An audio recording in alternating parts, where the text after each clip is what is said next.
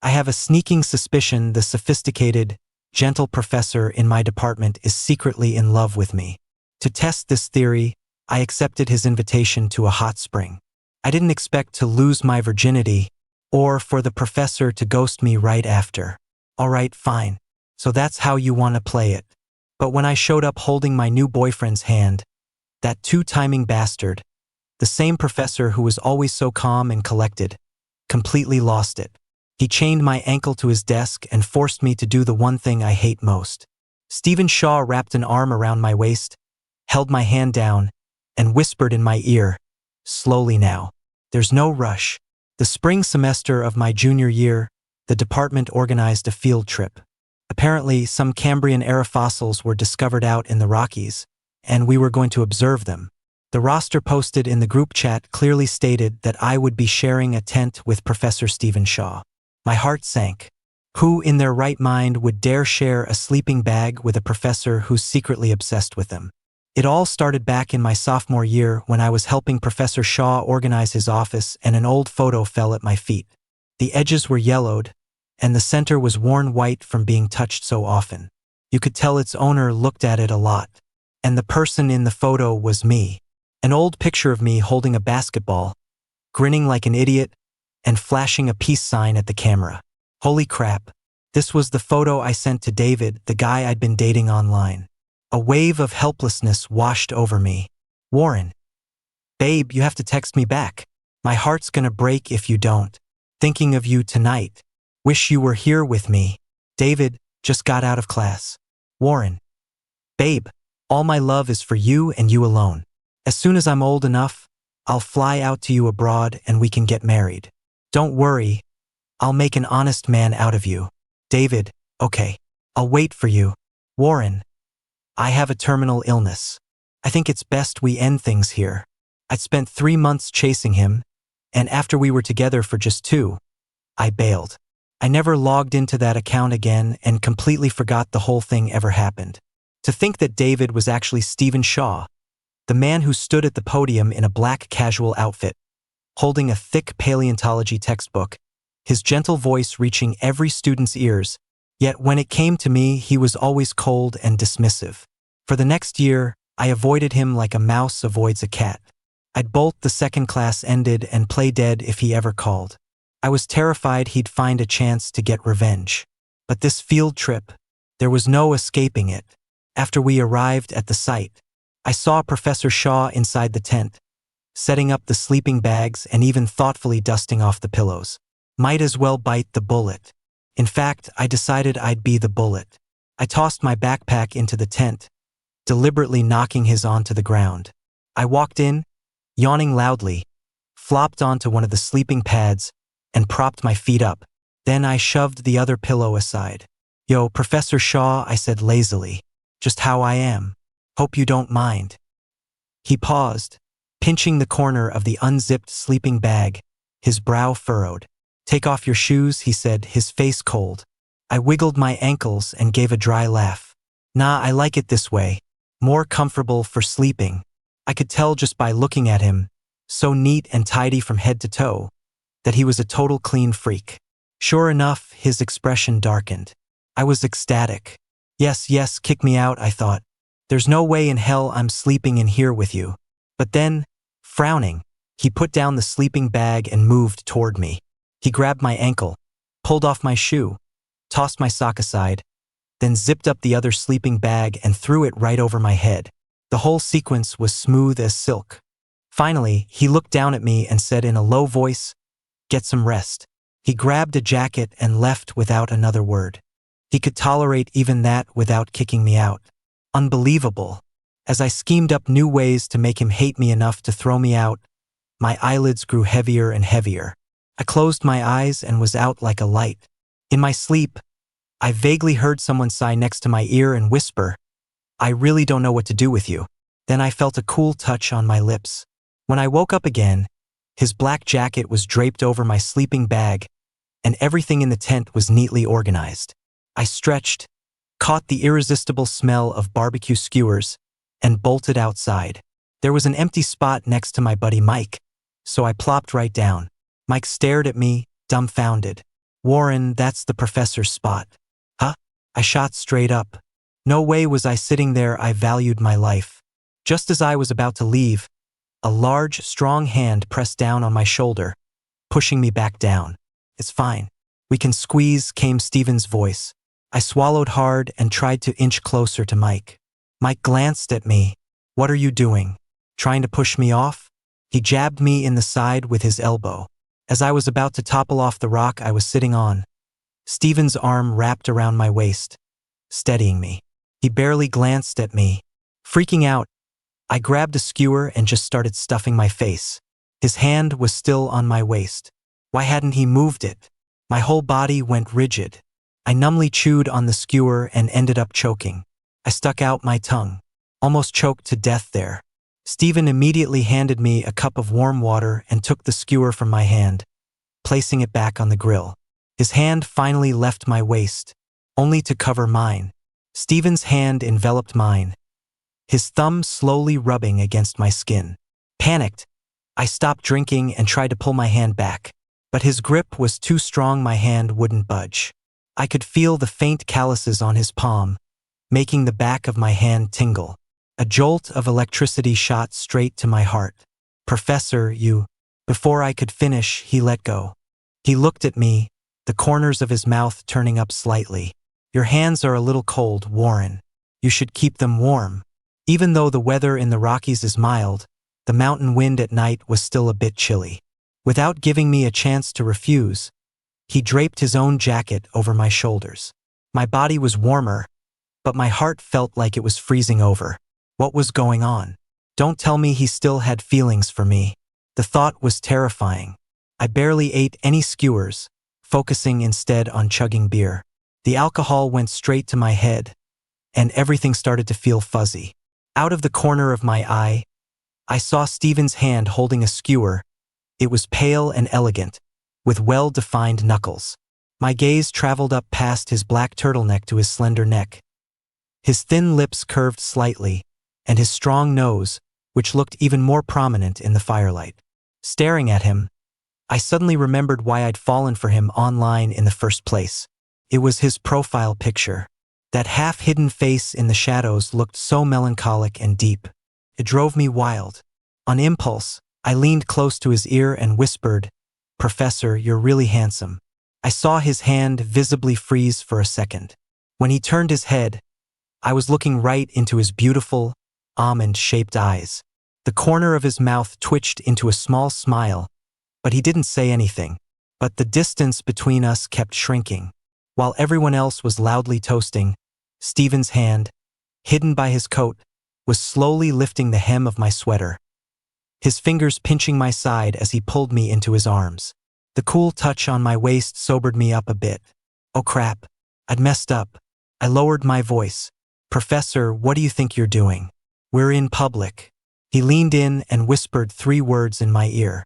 My legs started trembling in fear. Beside me, Steven was laughing and chatting with the others as if nothing had happened. "Professor, can we talk somewhere else?" "About what? Your miraculous resurrection? Or the part where you ghosted me?" My heart clenched. This guy really held a grudge. The hand on my waist was still roaming, sometimes light, sometimes pinching certain spots. I was so agitated I couldn't sit still. In a moment of desperation, I leaned over and quickly kissed the side of his exposed neck. "Professor, please, let's talk somewhere else." My heart was pounding after I did it, and I desperately wanted to flee. After a long moment, Steven finally turned to look at me. "If you'd just done that sooner, this all would have been over." Damn him. How could he be so smug after getting what he wanted? Whatever. I decided to just let it go for now. Steven removed his hand from my waist and stood up to say goodbye to the others.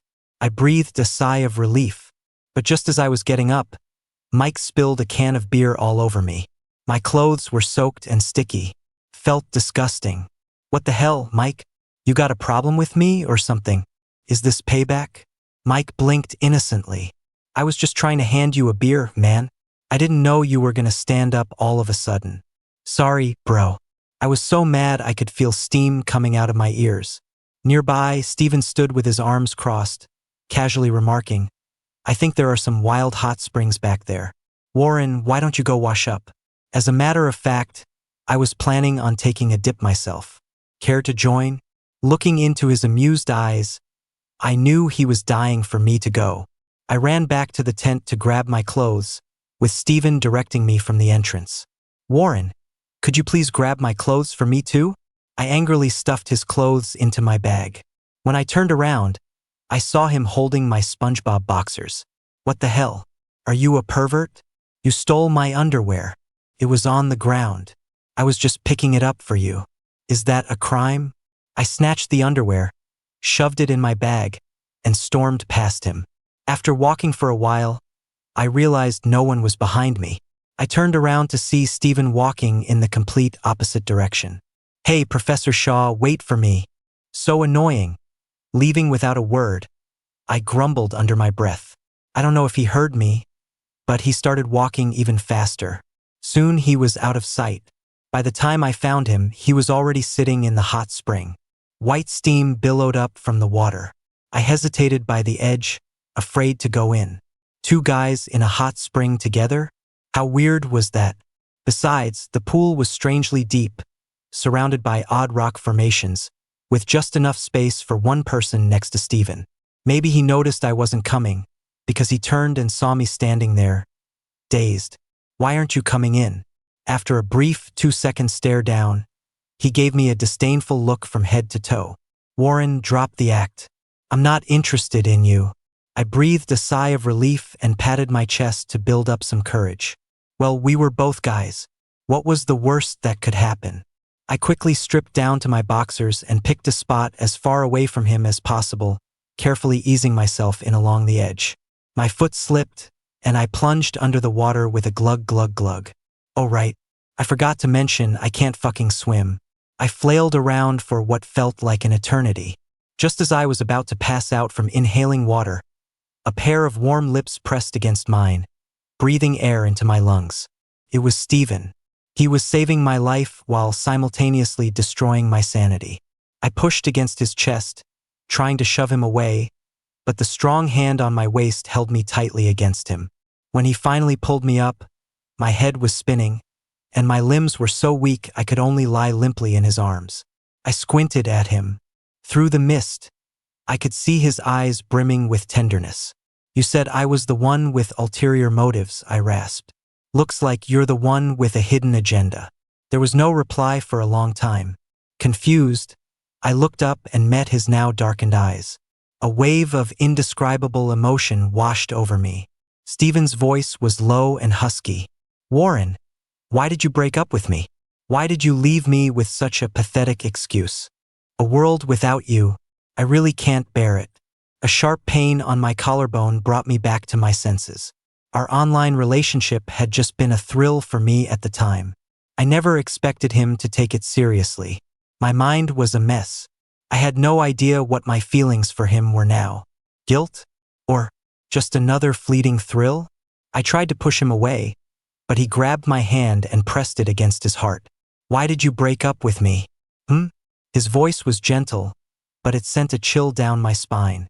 He brought my hand to his lips and kissed it softly.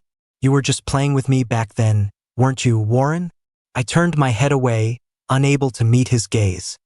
His eyes were burning with a desire he had suppressed for a very long time. The silence stretched on. Just when I thought he would let go and leave, he turned my face back toward him and asked earnestly, Warren, will you give me another chance? I promise I'll be serious this time. I was the one who wasn't serious, but somehow he was taking the blame. He always did that, taking everything onto himself. When I didn't answer, the hand on my face tightened. No? His tone was practically begging. After a pause, he added, I'll be by your side every second of every day. I pulled my hand free. Steven, you have to give me some time to think. Just one day. I'll give you my answer tomorrow. I took a deep breath. This time, I couldn't afford to hurt him again. Slowly, the calm returned to his eyes. I sighed in relief and turned to leave, but a hand grabbed me and pulled me back into the water. Steven held my waist, saying, And what about what you owe me from before? He was back to his cold, detached self, as if nothing had just happened. What do you mean? I asked, completely confused. You played with my feelings. Hearing that, my body stiffened. How do you want to settle it? He gave me a wicked once-over, and I instinctively covered my chest. He slowly and coldly uttered one word. Sex. Me? A secret, thrilling shiver spread through my body, annihilating what little sanity I had left.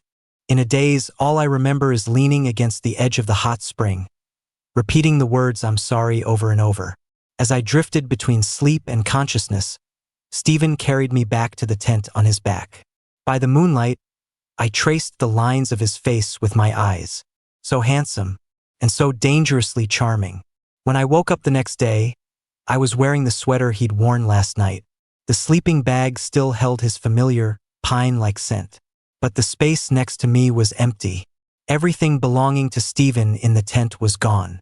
After asking around, I stumbled back to the tent in a daze.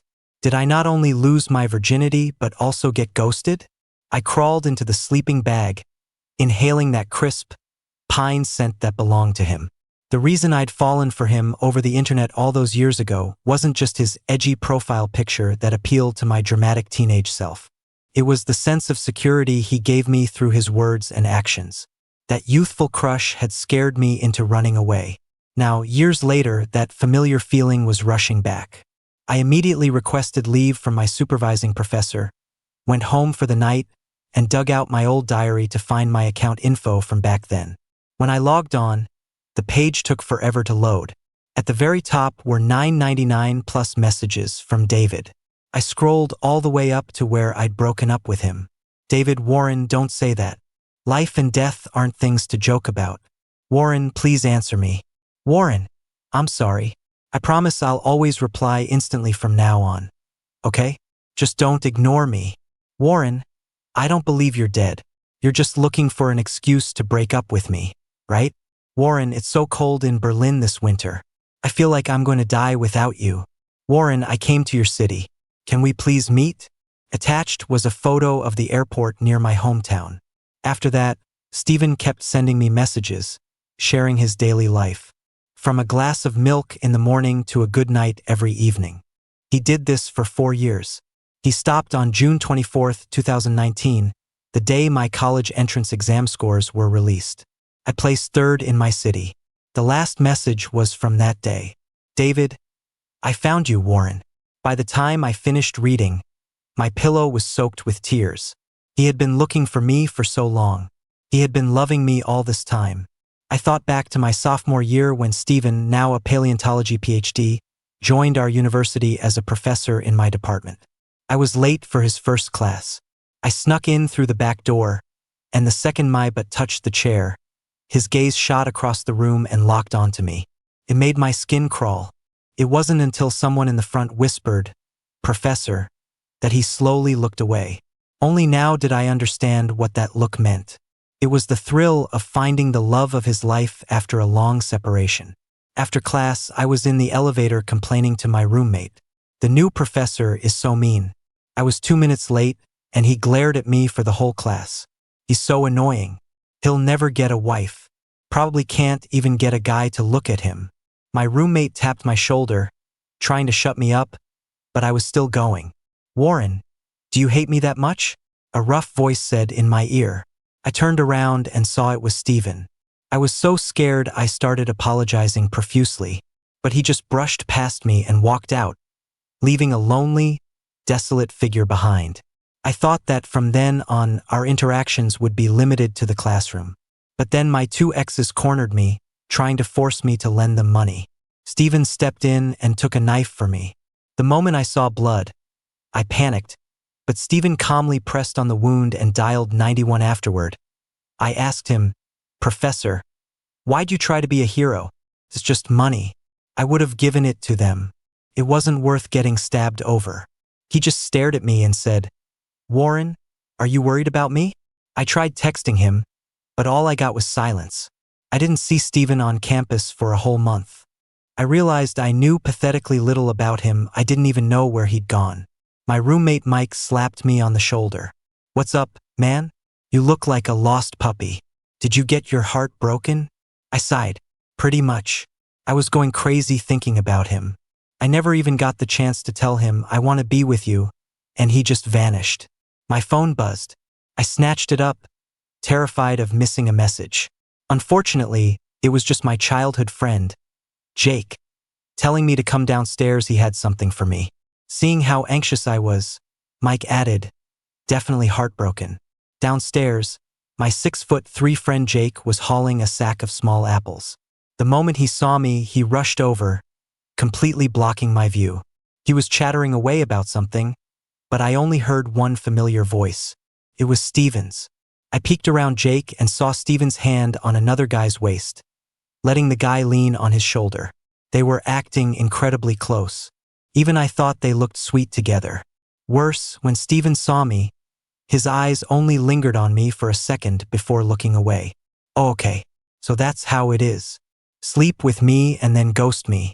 And now you're pretending you don't even know me? You asshole. You cheating bastard. Furious, I grabbed Jake's hand. Bro, I need to borrow your hand for a second. Huh? Jake said, completely bewildered as I dragged him away. Professor Shaw, long time no see. I called out to Steven. When Steven turned, his gaze fell directly on my hand holding Jake's. Professor, let me introduce you. This is my new boyfriend, I said with a smile. Jake, ever the trooper, played along perfectly, snuggling into my chest and cooing, "Oh, you big lug." I wasn't ready yet. As Steven's expression grew colder, the other guy wisely backed away. Jake whispered to me, "Bro, I can't handle this heat. You're on your own." With a yelp, he ripped his hand away and fled. I stood my ground, staring defiantly at Steven. The seconds ticked by. Just as my neck was about to get stiff, Steven walked over, his jaw tight. "Warren, you've got some nerve. I came looking for you the second I got back. And this is the surprise you give me?" He turned to leave. I chased after him and grabbed his shirt. "Steven, you're the one who disappeared on me. Don't I have a right to be mad? So you found another guy to keep you company? Are you that desperate for a man, Warren?" Seeing the veins throbbing on his forehead, I lost my nerve. The university sometimes assigns confidential work to professors. He must have been on an assignment. I should have realized. I didn't. Before I could finish, Steven dragged me to his car and shoved me inside. He floored it all the way to his apartment building. Seeing his chest heave with anger, I said softly, "Steven, don't be mad." His response was to unbuckle his seatbelt, recline my seat, and push me into the back. A tie came from nowhere and was used to bind my wrists tightly. I squirmed, trying to get comfortable, but he hauled me up. "Warren, you'd better behave. Don't move." "Professor, isn't this a little indecent for daytime? Aren't you afraid I'll expose your true colors?" I turned my head, trying to see his face. A smile slowly spread across his face. "I'm just disciplining a disobedient student. A teacher disciplining his student. It's perfectly natural." A wet, soft sensation landed on my back, slowly moving down. "Is this okay?" His voice was seductive, yet strained with restraint. I subconsciously nodded, both scared and unwilling to refuse him. Damn it, what gentle, sophisticated professor. He was a wolf in sheep's clothing. An hour later, I was dragging my exhausted body behind Steven. He looked refreshed and walked with a spring in his step. Me? I could barely take a step without wincing. "Hey, Steven, can you wait for me?" I yelled. He stopped, turned around, and suddenly I was off my feet, swept up into his arms. The familiar pine scent calmed my nerves. He placed me on the sofa, cooing at me like a child. "You just wait here quietly. I'll go make you something to eat." "Okay." My stomach did betray me with a growl, but I didn't stay quiet. The moment he went into the kitchen, I started exploring his small 1,000-square-foot apartment. When I got to the study, I saw the computer on the desk. An idea popped into my head. Finals were coming up, and Steven was one of the exam writers. I quickly turned on the computer but got stuck at the password screen. "The password is your birthday." Steven came in with a bowl of noodles, setting it on the desk and giving me a meaningful smile. "What were you looking for?" "I'm not writing the exam questions this semester. My heart skipped a beat. Was he a mind reader? How did he know what I was thinking? I just wanted to study more. I lowered my head and quickly logged in. Picture popped up on the screen. It was the one I'd sent him all those years ago. I couldn't believe he'd made it his desktop background. Study? Steven raised an eyebrow. Perfect. I have some practice problems for you right here. Get to it. He opened a folder filled with hundreds of short answer questions. I swallowed hard. I'd be at it until dawn and still not be finished. Steven stood there with his arms crossed, watching me work. After a few questions, I gave up. I tossed the mouse aside and started slurping down the noodles. After finishing, I wiped my mouth. Professor, I'll be taking my leave. Where are you going? He asked, pushing me back into the chair. I blinked. Back to my dorm, of course. You think you can leave before your homework is done? It's not that easy to walk out of here, Warren. While I was still trying to figure out what was happening, an ankle chain was fastened around my leg. Steven wrapped an arm around my waist, held my hand down, and whispered in my ear, slowly now. There's no rush. The homework will get done eventually. I knew it. This supposedly harmless wolf was just biding his time. I broke free from his hold, wrapped my arms around his neck, and whispered against his ear, Steven, I want to be with you. I'm serious. It took him a long moment to process what I'd said. Warren, you won't leave me again this time? You won't abandon me? Never again. I will absolutely never leave you again. Okay, I believe you. The result was that I spent the next 3 days straight in Steven's bed. Jake was frantically texting me, Bro, are you okay? That guy didn't do anything to you, did he? Steven glanced at my phone. Your new boyfriend? My heart clenched. He really knew how to hold a grudge. I pouted. I haven't even asked you yet. What was your deal with that other guy? All touchy-feely and sweet. Steven raised an eyebrow. Just a student I didn't know. He'd twisted his ankle and needed help. His words made everything I'd done seem incredibly childish and ridiculous. Sure enough, a smile spread across Steven's face. Warren, I like you like this. Crap. I buried my head in the blankets, trying to hide my reddening ears. But outside the covers, Steven's laughter grew louder, each laugh a beat against my heart. As the end of the semester approached, every class was holding its final review session. Steven was no exception, droning on about mind-numbingly boring concepts. My head drooped closer and closer to the desk. Warren. Steven's voice was sharp as he slammed his hand on the blackboard. I shot up instinctively and blurted out, I love you too. The classroom fell so silent you could hear a pin drop. I snapped awake. Oh no. After a brief, 2-second stare down with Steven, the room erupted in laughter. Mike slapped the desk, roaring. Warren, what kind of dream were you having? That was explosive. I didn't have the energy to dream. I was being run ragged by a certain someone day and night. The culprit himself was standing at the podium, a meaningful smile playing on his lips. Since Warren is tired, why don't you go home and get some rest? When you're feeling better, you can come find me. I'll give you some private tutoring. Steven put extra emphasis on the last few words. What a wolf in sheep's clothing. All business now that he'd gotten what he wanted. I packed my books, but as I walked out of the classroom, I ran into my ex-boyfriend. It was Zach, the one who'd sicked a guy with a knife on me to get money while he cowered in the background. Zach stood there with his hands in his pockets, a smug, punchable look on his face. Well, if it isn't Warren. The professor took a knife for you, so you decided to repay him with your body? TSK, TSK. Looks like life's treating you well. You don't even have to go to class anymore. I guess you won't have to take your own exams either. The professor will just hand you the answers, right? My face darkened. Zach, you'd better watch your damn mouth. Sure. If you've got the hush money. Get lost. Zach sneered. Warren, if it weren't for your money, who would have even bothered talking to you? He jerked his chin toward Steven. Disgusting. I grabbed Zach by the collar, ready to punch him in the face, but then I remembered Steven's words. Before you say or do anything, take a moment to think calmly. I let go and started to walk away, but Zach swung a fist right at my face. I've been around the block a few times, I'm no pushover. I tackled him to the ground and landed a few punches, beating the crap out of him. It wasn't until Steven came out and pulled me aside that I stopped. Warren, calm down. How the hell am I supposed to calm down? That bastard's mouth is a sewer. He insulted you. He called you disgusting. Looking at Steven, I couldn't let anyone tarnish his name. Warren. Steven pulled me behind him, blocking my view, and uttered a single cold word. Scram.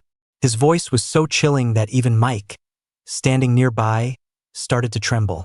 After Zach scrambled away, clutching his face, Steven ended class early. He took me to the school clinic to get patched up. I'll do it. Steven took the antiseptic from the nurse and started dabbing my face. Professor Shaw really cares about his students, the nurse said with a smile. It's my duty, Steven replied, pressing down harder. I winced in pain. After the nurse left, I dropped the pathetic act. I leaned in close to Steven with a cocky grin. A little gentler, Professor. Doesn't it hurt your heart to see me in pain? A little pain will help you remember the lesson, Steven said, putting down the medicine. Now tell me, why did you hit him? I just didn't like the look of him. Steven thought for a moment, then smiled. Let me handle Zach. And don't let yourself get hurt again. Then, his fingers threaded through my hair, and he placed a deep, tender kiss on my lips. I thought that would be the end of it. I never expected that a few days later, our story would be all over the school's online forum. I woke up to a message from Mike. Bro, someone posted about you and Professor Shaw on the school forum. The guys already figured out it was that bastard Zach. Don't worry, we won't let him get away with it. I opened the forum. The headline read, #state Eupalia Professor Steven Shaw in relationship with student Warren #. Below it was the picture of Steven kissing me in the clinic. So gross. A teacher and a student getting together? Isn't that against the rules? They should both be expelled. I don't have a problem with gay people, but this teacher has no ethics. Why'd he have to go after his own student? The comments section was filled with vile remarks. I was worried Steven would be upset, so I called him. He rejected the call but immediately sent me a text. In a meeting. What's up? I hesitated for a long time, not knowing how to tell him. What do you want for lunch? I'll make it for you, he texted again. Steven, have you seen the school forum? They're talking about you, about us. I have. Their words are meaningless. The only person who can affect me is you. Warren, wait for me to get back. I flopped onto Steven's pillow, breathing in his comforting scent. I hadn't done anything wrong. Neither had Steven. The only thing wrong was their antiquated, rotten way of thinking. For the next week, I continued studying for finals at Steven's place as usual. Steven acted like nothing had changed, but he was called in for a talk by the university administration. I was so angry I wanted to blow up the school, but Steven calmly reassured me. Warren, we're both adults. This is a consensual relationship. The university can't control that. He made me a bowl of noodles and left. The noodles were tasteless. Steven didn't come back for a long time. Instead, I got a message from Mike. Bro, big trouble. I just came out of the main building and saw your professor walking behind the old dean. That old-fashioned dean's face was so long it was practically on the floor. The dean never showed up on campus unless it was for something major, but now he was here. I threw on my clothes and ran to the building. I couldn't let Steven get dragged into this. When I arrived, a crowd had already gathered outside the dean's office. Professor Shaw is done for. That dean is ancient and super conservative. There's no way he'll tolerate a gay couple. Yeah, I've been at this school for years, and I've never seen the dean this angry. He even smashed a teacup. From inside, I heard the sound of shattering porcelain. I pushed through the crowd and burst into the office, standing in front of Steven. Dean, if you have a problem, take it out on me. Don't give Professor Shaw a hard time. I was the one who seduced him. I was the one who forced him to be with me. I was the one who insisted on moving into his home. If you're going to expel someone, expel me. Professor Shaw is a good teacher. I'll take responsibility for my own mistakes. After saying all that, I swallowed hard. My throat was dry, but I kept my chin up and stared defiantly at the old dean. Across from me, the white-haired dean squinted, a faint smile on his lips. He took a sip of his tea. Stephen slammed the door shut behind me, walked over, and placed a hand on my waist. I squirmed, trying to shake it off, but the hand only pulled me tighter into his embrace. After setting down his teacup, the dean stared at me, his gaze sharp. "Not bad. You've got courage and a sense of responsibility. Stephen, you didn't choose wrong." I froze. This old dean didn't seem as fierce as the legend said. In fact, he was being rather kind to me. What was going on? "Grandpa, Warren is a good person," Stephen said, giving me a gentle smile. What? The dean was Stephen's grandfather? After confirming it with a look from Stephen, I dug my nails into my palms so hard they nearly drew blood and buried my face in my hands. I was so dead, so incredibly dead. What had I just done? I'd claimed I seduced and forced him. Hearing those words out loud was embarrassing enough. And I'd said them in front of his grandfather. I wanted the ground to swallow me whole. Beside me, Stephen's fingers brushed my bangs aside. "Don't be scared. Grandpa isn't the rigid person you think he is." He leaned close to my ear. "You're this shy just meeting one grandfather. What are you going to do in the future?" I hesitantly looked up and mumbled, "Grandpa." The old man's hearty laughter filled the office. Under the dean's warm gaze, Stephen took my hand, and we left the office. The moment we got home, I grabbed Stephen by the collar and kissed him hard. I didn't let go until his eyes were hazy and his breathing was unsteady. "Stephen, you did that on purpose, didn't you?" I glared at him. He hadn't told me the dean was his grandfather, and I'd made a complete fool of myself. "I didn't expect you to run in and stand in front of me like that. Warren, you're amazing." "Ugh, stop talking." I yanked his collar and continued the kiss. That weekend, Mike and his friends cornered Zach. After they roughed him up a bit, Stephen got a lawyer involved to press charges. I called my parents. My dad answered excitedly, with my mom leaning in to listen. "Hey, sweetie, you finally decided to call your parents. Mom thought you'd forgotten all about us now that you have a boyfriend." I glanced at Stephen, who shook his head slightly. "Mom, Dad, aren't you surprised? Aren't you angry?" There was a long silence on the other end. Then my mom's voice drifted through. "Son, you're so dramatic." My dad added, "As long as you're happy, that's all that matters. I don't have a problem with it. We're about to board the plane, so don't forget to pick us up at the airport." The line went dead. I put down my phone. Stephen pulled me into his arms. "Your parents love you. Everyone just has a different way of showing it." I knew they did. From the time I was little, they always took me with them, whether for work or on vacation. It wasn't until middle school that they sent me to live with my grandmother for my studies.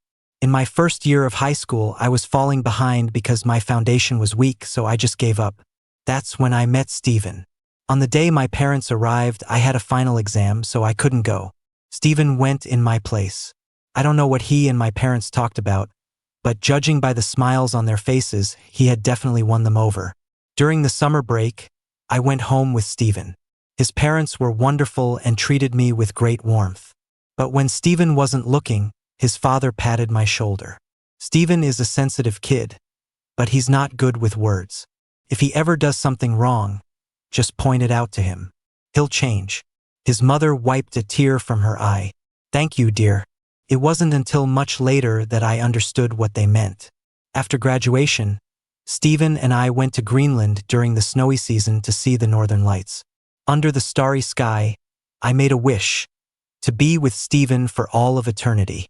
In the icy waters, Stephen held my hand as we searched for a Greenland shark. He said, "Warren, let's have the oldest creature in the ocean bear witness to our love. Okay?" Epilogue. Stephen's story. At 26, against my parents' wishes, I went to Germany to pursue my PhD in paleontology. When I first arrived, the language barrier and the difficulty of my coursework sent me into a deep depression. One day, my parents called and begged me to come home. As I was walking, I got caught in the middle of a shooting. In the ensuing chaos, everything I had was stolen.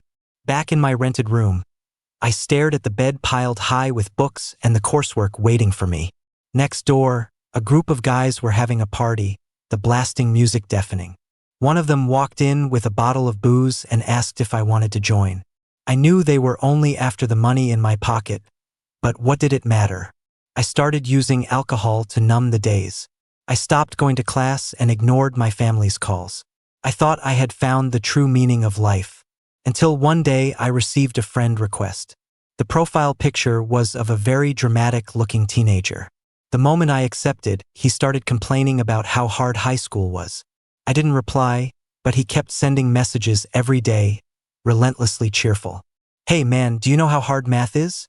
I got a 9 out of 150. My teacher said I was a prodigy and should just start laying bricks for a living. The math teacher yelled at me again today. He called me an idiot, so I called him a useless candle that couldn't even light my way.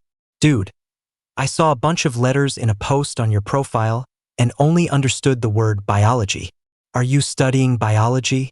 Learning it feels like studying alien anatomy to me. Bro, maybe you could teach me? Okay, I'll teach you. One thing led to another and we started talking more. Every day I'd tutor him over the internet. Bro, you're so good at explaining things. It's a shame you're not a teacher. You know what? When the old man saw I got an 80 on my math test, his eyes nearly popped out of his head. Bro, I got a 95 in biology this time. The teacher called me a genius. Bro, you've definitely got a gift for biology. You'll be the top biologist of the future. Maybe you could even create a Pegasus or something. Bro, do you like guys?